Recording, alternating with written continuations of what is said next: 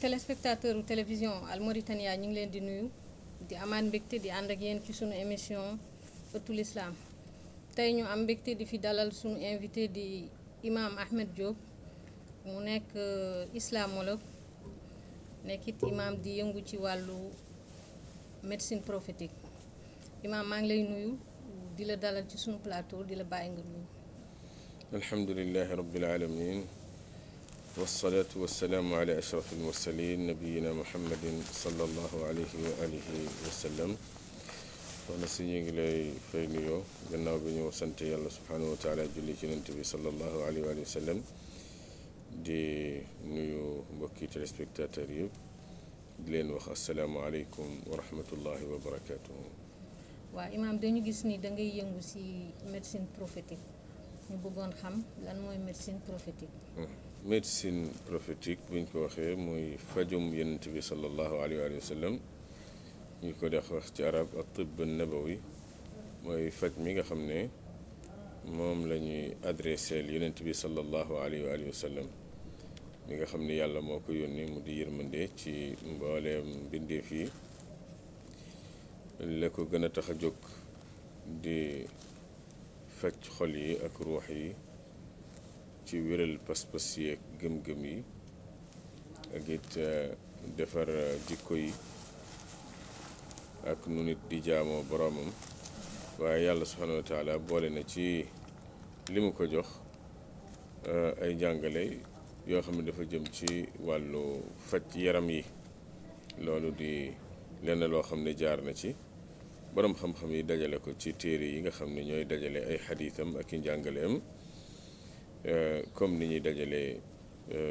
xadis yi jëm ci wàllu julli ak woor ak laab ak azaka ak aji makka ak sëy ak fase ak jëndante ak jaayante yi ak yu demee noona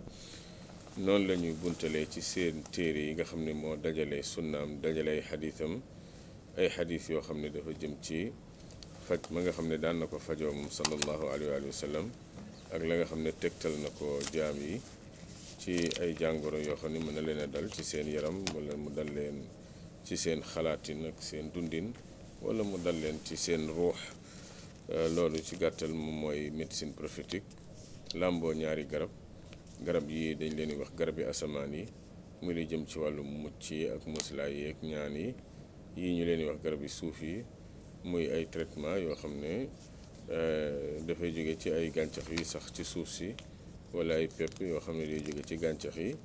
wala boog ay pratique yoo xam ne dañu koy defal koo xam ne dafa feebar wala ñu sant ko mu jéem ko defal boppam lu mel ni ventouse wala yu mel ni décharger génne li ci sa biir su fekkee daf lay lor mbaa dawal biir mbaa yu demee noona yooyu la ñuy wax maanaam médecine prophétique ci loolu lay xool ak garab yoo xam ne moom dafa jëm ci wàllu yi ñuy wax ay feebar yoo xam ne dafa jëm ci psychologie doomu aadama bi nga xam ne du feebar bu am sax waaye nit ki moo koy dund di ko xalaat di ko mettitlu ba nga xam ne mën na koo sonal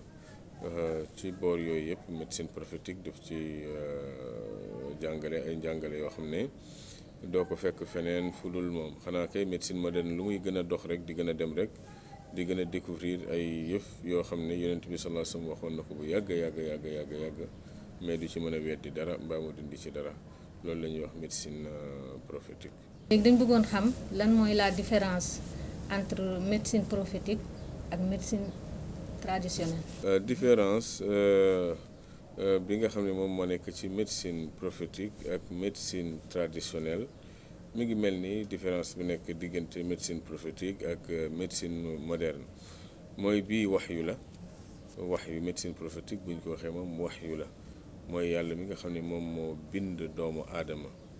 bind environ bi nga xam ne fa la nekk bind ya nga xam ne ñoom ñoo fay am defar feebar bi nga xam ne moom moo mën a dal doomu aadama ba jalgati dara ci wér-gu-yaram kooku moo wax yu yonentam ne ko kat lii moom garab la ci lii yàlla def na ci faj lii yàlla subhanahu wa taala def na ci nangam lii feebar la lii jàngoro la ak yu demee noona loolu wax yu la wax yu nag dara gënu ko garanti bu ñu nee nag médecine traditionnelle moom ak médecine moderne ñoo yem, xëy na bee daf ko gën a développé ci ay jumtukaayam,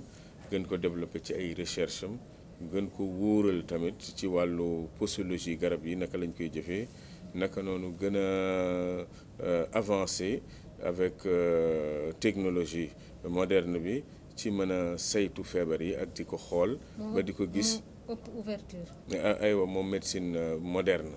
waaw médecine traditionnelle nag moom moo jur médecine moderne. waaw tey jii bi ñu wax yëre bi yëre bu moderne la, kooku dafa bàyyeekoo ci yëre boo xam ne bu traditionnel la. bu ñu wax ne nangam bi dañ ko moderniser, ça veut dire dafa am lu mu fi fekk loo xam ne moo ko fi gën a nekk cosaan. aywa médecine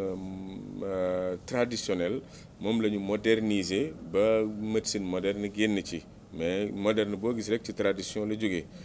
kon médecine traditionnelle mooy boo xam ne moom dafa basé wu rek ci ay xayma ak natable ak tamit ay tâtonnage ak tamit ay expérience yoo xam ne daf ko gis wala mu copier ko sax ci bàyyi ma yi. waaw wala am nañu ci daan basé wu ci ay gént, am nañu ci daan basé wu ci ay gént ak di essayer ba ne lii kat baax na ci lii, gis nañu kat picc bu fekkee ne nangam daf koo dal moom dafay def nangam. gis nañu ay façon jaan bu seen bët yi daan lëndëm, am na garab yu ñuy dem di ci riis seen bët yi, ñu dem jël loolu essayer ko ci nit, ñu gis ne dafa baax ci ay bëtam ak yu demee noonu. waaw ba nga xam ne nit jëlee na ci xam-xam boo xam ne dañ naan lii kat garab la ci lii, lii garab la ci lii. mais médecine prophétique moom buñ ko waxee mooy loo xam ne moom waxyu la, yàlla subhanahu wa taala moo wax yonent bi. moo tax ku mel ne Imaam Ibnul Qayyim rahimahullahu taala di wax naan soo seetante loolu di nga gis ne médecine prophétique ni mu rawee médecine moderne, nee na mi ngi mel ni médecine moderne ni mu rawee médecine traditionnelle. kon médecine prophétique it comme waxyu la, dafay ànd ak diine. lépp lu diine bañ daf koy bañ, lu diine di tere daf koy tere. mais médecine traditionnelle comme aywa ma ngoog médecine traditionnelle moom bu ñu ko waxee moom dafay gën a ubbeeku mbiri ceddo daf ci mujj a dugg, rawatina ci nga xam ne moom dafay dal doomu aadama di ko jaaree ci mbiri kumpa. waaw lu mel ni jinne, lu mel ni bët, lu mel ni iñaan, lu mel ni njibar, yooyu nga xam ne am na. waaw médecine traditionnelle moom daf ci basé wu ci jinne, mën na ci basé wu, bañul di ci basé wu ci jinne. lii la maam yi nekkee woon, lii la maam yi daan jaamu ci xàmb yeeg tuur yeeg bois sacré yeeg genre yu demee noona. médecine prophétique nag moom xajoowul yooyu parce que ci diine lay basé wu, te diine basam moom mooy tere bokkaale ak yàlla subhanahu wa taala dara wala di jox sa bopp sa noon. te loolu ñàkk xam moo ko doon indil nit ñi ci seen tradition ak seen ceddo. moo tax médecine traditionnelle bu ñu ko seggul ak sharia moom dafay làmboo ay yëf yoo xam ne médecine prophétique moom du ko nangu, daf ko jëmale ci yàlla. mais médecine traditionnelle di ko jëmale ci li ko ceddo daan jëmale ci ay jinneek ay rawaan ak ay tuur ak ay yu kenn xamul. ñu gis tamit ngay yëngu ci wàllum faj rab ak jinne. ñu bëggoon xam est-ce que médecine prophétique dina traité ku am rab walla ku am ay jinne. waaw ku am rab ak ku am ay jinne daf ñuy jox kon ñu njëkk a wax feebar boobu lan la. ci médecine prophétique daf koy traité, mais li ci ëpp solo mooy xamal la luy rab, xamal la luy jinne. ndax nit moom bagage yooyu bu nekkee ci loxoom daanaka soxlawul muy dem kenn di ko traité, mooy mu xam ana lan mooy rab, ana lan mooy jinne. foofu la wax ji nekk. jinne moom la olof doon wax rab. li tax mu di ko wax rab, olof day def lépp loo xam ne dafay dund mën a déplacer boppam, luy dund mën a déplacer boppam, mën a jur doom mu am bu góor ak bu jigéen rek daf koy tuddee rab. waaw mooy animal ci tubaab, animal. rab bu ne nag arab olof wutal na la tur boo xam ne dafay sax ànd ak yow. waaw bii muus la, rab bii gaynde la, rab bii golo la, rab bii till la, rab bii gaynde la, rab bii xar la, bii rabu kër la, bii rabu àll la. te dëgg bu ci ne mu wutal la tur, mais am rab boo xam ne moom da koo jaaxal, moom mënu koo wutal tur bu fixe. ndax day taxaw fii di muus, olof ne wund waa ngi nii, muus maa ngi nii, mu tëb ci garab gi nekk golo, ñu ne déedéet mu laxasu nekk jaan, ñu ne déedéet ñu ne mooy kéwél bi nekk ci àll bi sax ku ko jéem a fitt mu dellu ci sa kaw. di changer. aywa day changer mënu koo wutal tur boo xam ne daf ko ciy fixé wala ne ko animal rab xam na ni daal day dund te day déplacé wu te luy dund di déplacé wu olof daf koy tuddee rab olof ne ko rab nag moom moo ko téye ba nga xam ne bu amul tur bu ko jàpp tamit ba ne nangam bi la ndax day changer di soppaliku olof dugal ko ci fa mu bokk mooy rab loolu moom moo indi olof tuddee ko rab ba lislaam ñëwee fii nag la olof doog a xam tur bi. mais benn bi la rek. benn bi la moo tax olof turu arab bi la ko wutal jinne ci turu olof moom amalu ko tur daf ko ne rab rek ndax mënu koo tuddee benn tur ci turu rab yi mu sax ci mu ne kon rab la. aywa bi lislaam ñëwee nag mu doog a xam ne loolu lan mooy turam la ko tuddee jinne baatu arab la mi ngi ko jëlee ci lislaam mi ngi ko jëlee ci arab alquran am na suratul jinn kon loolu moom moo indi diggante li ñuy wax rab ak jinne mais benn bi la waaw benn bi la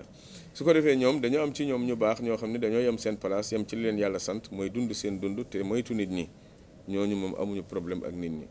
am ci ñoo xam ne dañu topp seen maam iblis di jéem a agressé nit ñi ak di def yoo xam ni kenn xamu ko loolu ñooñu la ñuy faral di wax seytaane yi yow kon jinne rab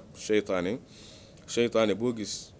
ci wàllu woowu ci wàllu kumpa jinne la ndax seytaane mooy kuy lay dox sa digganteeg yàlla moo tax ñu ne ci wàllu kumpa mais bu dul ci wàllu kumpa nit kiy dox sa digganteeg yàlla seytaane la moo tax moom seytaane yi tëg jinne mais ci wàllu kumpa boobu di la sol ay feebar yu mel noonu seytaane boo gis rek jinne la jinne nag mooy rab ci olof mais jinn baatu arab la mais olof moom moo ko doon wax rab ndax mënu ko woon wutal benn tur jinne boobu dafa jar a xam goo xam ne mooy tax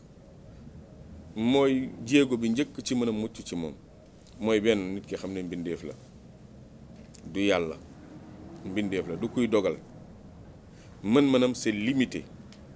soo xamee ne mbindeef la nga xam moom fu mu toll ci mbindeef yi ci wàllu kàttan ak mën-mënam xam-xam ak yu demee noonu yàlla mi bind te yemalewul dafa def doomu aadama li ñuy xeexee yëpp moo ci mën jinne ndax li ñuy xeexee kàttanu kàttanu yaram physique bu physique doomu aadama moo ko ëppale jinne du moromam jinne xam na ko xam-xam doomu aadama moo ko ëppale jinne ci bokk na ci bagage yi ñuy xeexee aw fit doomu aadama moo ko ëppale jinne pexe doomu aadama moo ko ëppale jinne mais ñàkk xam bii moo indi woon jinne noggatu doomu aadama ñoom ci seen bopp wax nañ ko annahu kaana rijalun min al insi yauduna bi rijalin min al jinni fa zaaduhum rahaqa li am ci suratul jinne ya tuuboon di wax secret yi bokk na ci li ñuy wax nee nañ dafa am ay nit ci ay góor ci nit ñi ñoo xam ne ñoom bu ñu daan sàkku muslaay màggal nañu jinne yi foog leen fu ñu nekkul jox leen puissance ak pouvoir bu ñu amul ba ci jinne yi lañ ko daan wut loolu daal di dolli jinne yi mbewte ci kaw nit ñi mooy nit a wàccoon àndam ak ñàkk a xam moo tax jinne am ci moom yoon moo tax ku la gën a comprendre luy jinne ak kuy jinne rek kooku la jinne yi gën a ragal kooku la ñuy gën a moytu moo la ci gën a mën a mucc donc jinne ci ceddo dañu ko jox puissance bu mu amut boo xam ne moom wóor na ko ne amu ko muy noggatu moo tax lu nit ñi di gën a jàng li mu daan def sax di ko nootee nit wala di ca tiital nit wala di ca gañe nit da ngay gis muy gën a wàññeeku bokk na ci soppaliku bu njëkk da nga daan dégg soppaliku bari nit ki jommi na fii kii ci taatu guy gi kii ci taatu daqaar gi kii ci nangam ak nangam waaye loolu da ngay gis muy dem di gën a wàññeeku lu tax nit ñi ngi xam kuy jinne gis nga soppaliku jinne mi ngi koy def rek ci kanamu koo xam ne xam na ne naandul xamul nu mu demee. kon li ñuy wax ni jinne moo ëpp doole nit nekkul wax bu wér. wérut xaaju la jege wér jinne ci boppam xam ne nit moo ko ëpp doole ma jox la xadis bu wér boo xam ne saxaabi bi Ubay ibn Kaab wala Muaad ibn Jabal kenn ci ñoom ndax ñi ko jàpp ci saxaaba yi bari nañ Abu Hurayra jàpp na ko Ubay ibn Kaab jàpp na ko Muaad ibn Jabal tamit jàpp na ko Ubay ibn Kaab wala Muaad nee na bi ma ko jàppee dañ ma doon dénk ñamu jullit yi seen tàndarma may fekk ñu ciy sàcc ay ngëb ma ñëw wax ko yonent bi mu ne ma seytaane moo koy def boo ko fugloo làqatu di nga ko jàpp nee na bi ma ko ne fekkee foofu ma jàpp ko ne ko nuus dama fekk loxo bi comme loxo xaj ma ne ko yéen jinne yi nii ngeen toll mu ne wat naa ko ci yàlla ne jinne yi xam nañ ne ku ma ëpp doole amul ci seen biir ci koo xam nit mi ngi jàpp loxoom comme loxo xaj newul nag da koo jàpp benn sirru wala benn secret la nit ñi di foog non non non non waaw mais moom la jàpp mooy saa yu demee ba soppaliku nekk corps physique bu ñu mën a jàpp ni moom xam na ni doomu aadama bu ko téyee du dem ndaw la ci nit. aywa moo tax bala muy soppaliku daf koy wóor ne kii xamul nu mu demee ndax bu soppaliku woon nekk ñey fii ci sa kanam du am doole ñey bu soppaliku woon nekk gaynde du am dangaru gaynde ci sa bët nii rek physique bi rek lay am. aywa mi ngi noonu yow boo ko téyee dootul mën a demati moo tax doo dégg mukk ñu ne gaynde lekk na ko boo xam ne gaynde bi jinne la mësul am bu doon loolu kon duñu dund ci kaw suuf ñoom ñoo ñu gën a bari ci kaw suuf ñoom dañ ñuy gis ñun duñ leen gis ñun ñuy dund bay toll nii ça veut dire yàlla limité na leen moo tax soppaliku yomb leen bu leen yomboon tey jii kon maag yow duñu toog di nga ne est-ce que kii ka Sénégal ka la wala jinne moo ko dinañ ko def dinañ ñëw jël sa jëmm ñëw dugg fii yàq liggéey bi dinañ ñëw jël sa jël jëmmu nit ñëw ci banque yi ak ci boutique yi ak ci magasin yi lépp fa jël fa fekk ne du moom moo tax yombu leen bala ñu koy def da leen ni wóor ne kii xamul ni mu demee mais buñ ci amee benn doute wala benn sikki sàkk duñ ko def ndax buñ ko defee mën nga leen a jàpp te boo leen jàppee dootuñu rëcc kon su ko defee li njëkk mooy nit ki xam loolu xam ne li bare bari li jinne am ci nit nit a ko may li olof yi wax bukki bu yebee góor ca doxin wala waaye nit bu xamee kuy boroomam xam fi ko yàlla teg moom xam jinne fi ko yàlla teg bu boobaa loolu dina xatal lool buntu dugg jinne ci moom lu dul dugg boo xam ne nag yàlla moo ko boole te boobu du feebar mooy kenn ku nekk ci ñun am na jinne bu mu àndal boobu du feebar muy man muy yow muy keneen ak keneen ak keneen di la digal lu bon comme ni mu la boole rek beneen mbindeef boo xam ne doo ko gis muy malaaka di la digal lu baax di la xiirtal ci lu baax boobu moom du feebar ñëpp a ko bokk bu dee feebar la kon ñëpp a feebar yonent bi sallallahu alayhi wasallam bi mu waxee li dañ ko ne ba ci yow mu ne ba ci man waaye nag yàlla ma dimbali ci sama bos du ma digal lu dul lu baax am maa keneen ku dul moom am nga jinne boo àndal bu lay digal lu bon bu ñu wax feebaru jinne nag mooy leneen loo xam ne plus la mu ñëw dooleeku ci sol la nekk ngelaw wala di la def yeneeni mbir dañu constaté leen ñi ëpp ci ñi ñu naan dañu am problème jinne wala problème rab jigéen ñi ci lañu bokk ak xale yi léeg-léeg dañuy gis école yi xale yi di def ay crise ak yu mel noonu ñu ni problème rab la wala jinne bëggoon xam lu waral loolu. jërëjëf question bu am solo ngi noonu te day fekk si lii ma waxoon mooy ne jinne duggam nit yombul li ci bari bu duggee nit rek nit ki am na ci benn part de responsabilité wala ñàkk a xam wala gaaw a tiit ak ragal te souvent ñi gën a gaaw a tiit mooy jigéen ñi ak xale yi moom ci boppam seytaane dafay wax ne man mën naa bëree téeméeri nit daaneel leen ma bëri benn nit ku gëm yàlla te am xel nee na mu tëma nee na déplacé montagne di ko def ay kayu yu ndaw ba mu jeex moo gën a yomb ci man ma xeex ak koo xam ne dafa boole ngëm yàlla ak xel donc moom dafa am bunt yu muy duggee ci nit te bunt yooyu dafay faral di gën a yaatoo ci jigéen ak xale mooy tiit ragal ñi bare leen booleeg seytaane mooy seytaane wóor ne kii xamuma ba tiit na ma tiit goo xam ne mi ngi ko teg ci jox ma puissance bu ma amul boobaa dafay ñëw mën a dugg ndax sa noon lu mu la ragal bu yëgee ne yow mii da nga koo ragal da lay noggatu waaw tey benn xale boo xam ne fi mu ne nii amul doole tey boo ko testé woon rek wan ko ne yow da nga koo ragal da nga koo tiit léegi nga gis mu ñeme ci yow lu mu ñemewul woon donc te loolu moom mooy faral di may seytaane bunt moo tax jigéen ñi ñoo gën a nekk ay victimes te léeg-léeg lii gën a tasaare loolu mi ngi nekk ci ñiy wax mbiri jinne ak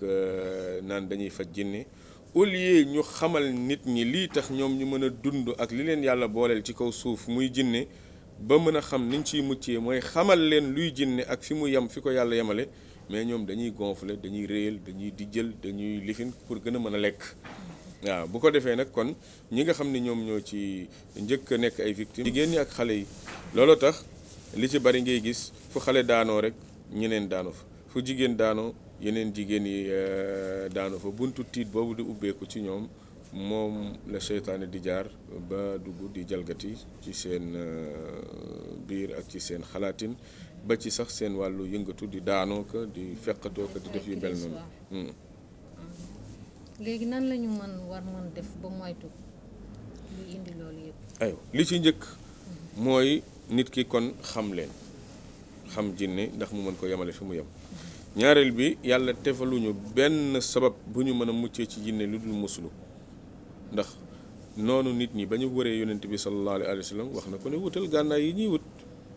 wuti jaasi wuti xeej wuti fit wut ay fas di taseeg terrain yi di dóor mais noonu jinne amul loolu muslu fastaid billah muslu dong lañu yàlla subhanahu wa taala tegal suñu diggante ak jinne ñu mën cee mucc benn amul benn xare boo xam ne yonent yàlla bi sallallahu alayhi wa sallam daf ko xare ñu ne saxaaba yi dañoo demoon war a taseeg seytaane yi ci benn terrain ak njabootu iblis jinne yi ñu war a dóorante amut musulu rek. bokk na ci it nit ki moytu yemale boppam fi fitam yem loo xam ne yow boo ko seetaanee doo nelaw da lay tiital bul ko seetaan loo xam ne boo ko fekkee fu ñuy moccee nit muy yuuxu ko tëba ko daanu da lay wàll ndax nit ni ko feebar yi nga xam ne ay feebar la yu hôpital xam di wàllee feebar yi nga xam ne tamit day jaar ci ruux ak ci psychologie noonu lay wàllee day wàlle bari na koo xam ne bi muy dem yóbbaalewul jinne bi koy daaneel mais moo dem ànd ak kenn foo xam ne dañ fay provoquer ak di def captage di provoquer jinne yi pour ñu wax pour ñu yëngatu jinne yi profité ci occasion di menacer nit ñi terroriser leen ci ay wax ci ay fen kese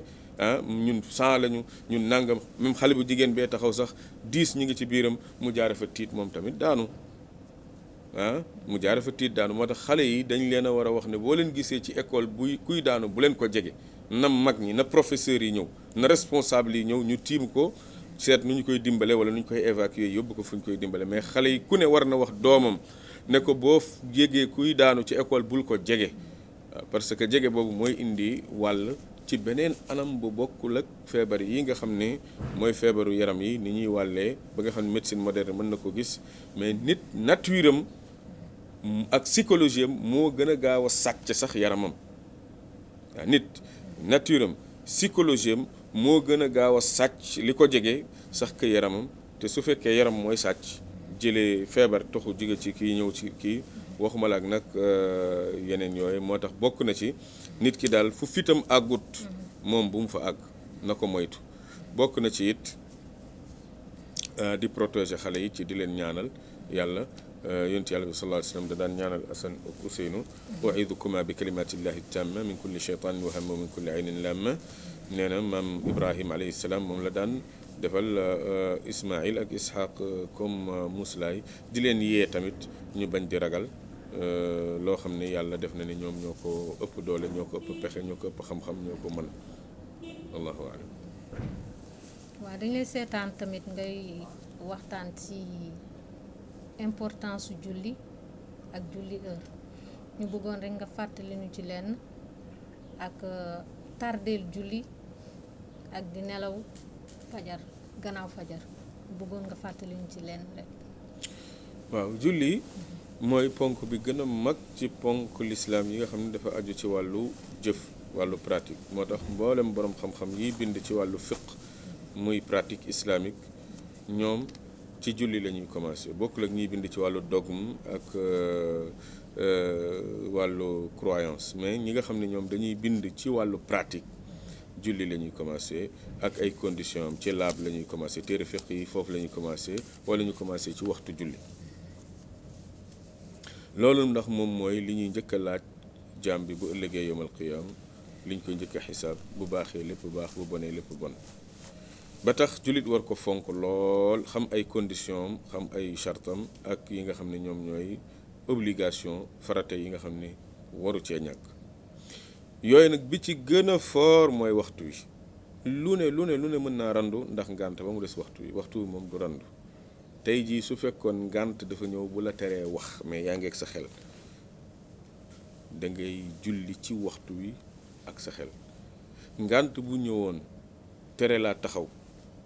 borom xam-xam yëpp kenn waxul ne da ngay bàyyi bu mën a taxaw waaye dañ naan da ngay julli toog boo ko mënul nga tëdd.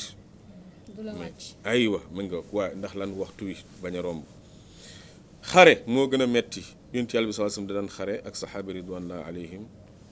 ñu nekk julli jot bala julli di weesu julli nañu kii a ngi wax allahu akbar di dóor fee allahu akbar di moytu fee allahu akbar di fitt allahu akbar di lifin noonu yaa ngi ñëw encercler leen ñuy xam ne bu ñuy sàggan ñuy dal ci suñu kaw suñu borom nee na def ko ñaari groupe nga jiite li ñuy wax salaatul xawf nga jiite ñi benn rakk boo leen demee ba nga toog ñooñu nañu dellu ginnaaw ña taxawoon di garder ñooñu ñëw dellu si julli ak yow beneen rakk bi su ko defee toog xaar bu ñu toogee bu ñu sëlmalee bu ñu toogee kon bu ñu sëlmalee ak yow ñaari rakk yi bu ñu sëlmalee ñu dellu ginnaaw ñële dese woon benn rakk ñëw àggale seen rakk fekk yonent bay toog donc kon jullee ngi noonu moom ba ci xare sax du wàcc jullit yi waaw maanaam ci heure am mais ñooñu mën noonu nañ leen wax boo leen demee boo leen paree ngeen julli mais ci heure am kon heure bi nit ki dafa war a sàmmonteeg moom kon damaa nekkoon ci xew damaa nekkoon ci tukki damaa maquillé woon maquillage bi ma bañ mu defoon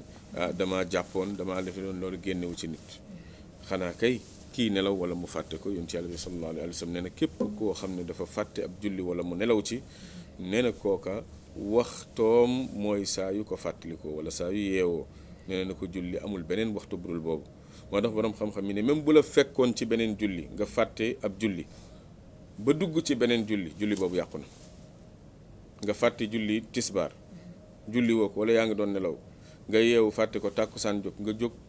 dem jàppi ñëw kàbbar sa tàkkusaan ci biir julli bi nga fàttaliku ne julli woo tisbaar tàkkusaan bi yàqu na ndax waxtu wi nga fàttaliku julli bi nga xam ne da nga ko fàtte woon waxtu woowu mooy waxtoom boobaa da ngay changer julli bi da ngay bàyyi julli boobu nga kàbbar julli sa tisbaar doog a julli tàkkusaan aywa su ko defee kon